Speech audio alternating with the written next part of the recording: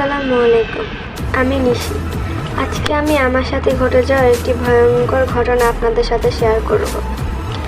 একদিন রাতে আচমকা বাতাস শুরু হল। রাতটি ছিল অমাবস্যার রাত। ঘটনাটি কোনো কল্পনার চিত্র নয়। আমার বান্ধবী আরিফা এই ঘটনার সাক্ষ্য ছিল।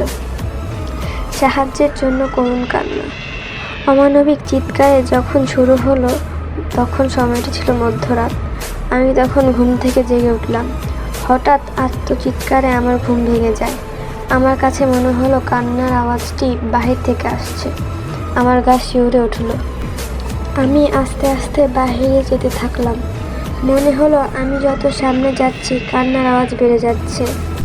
আমাদের বাড়ির ভিতর আলাদা একটি মাটির ঘর ছিল। মনে হলো ওখান থেকেই শব্দটা আসছে। আমি ধীরে ধীরে ওই ঘরটার কাছে গেলাম। উঁকি মেরে দেখলাম যেন মোমবাতির আলো জ্বলছিল।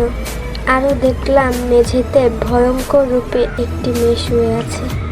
আমি ওই পড়ে থাকা মেঝেতে মেয়েটার কাছে গেলাম। গিয়ে দেখি মেয়েটার চোখগুলো খোলা। আর তীক্ষ্ণতা দেখে মনে হলো চাহনি যেন পৃথিবীর কোনো মানুষের নয়। মুখ বন্ধ।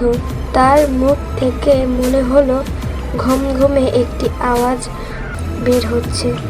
হঠাৎ অস্বাভাবিক চিৎকার দিয়ে বলল, আমাকে পাঠানো হয়েছে। আমি কিছু না বলতেই যেন মোমবাতি নিভে গেল। আমি যেন আরো ভয় পেয়ে গেলাম। আমার উপর যেন ভর করতে যাচ্ছে। আমি যেন নড়তেই পারছি না। পুরো শরীর ভারী হয়ে গেল। আমি দোয়া কালাম পড়তে লাগলাম। ওখান থেকে বের হয়ে আসলাম। আমি আমার রুমে এসে শুয়ে পড়ি।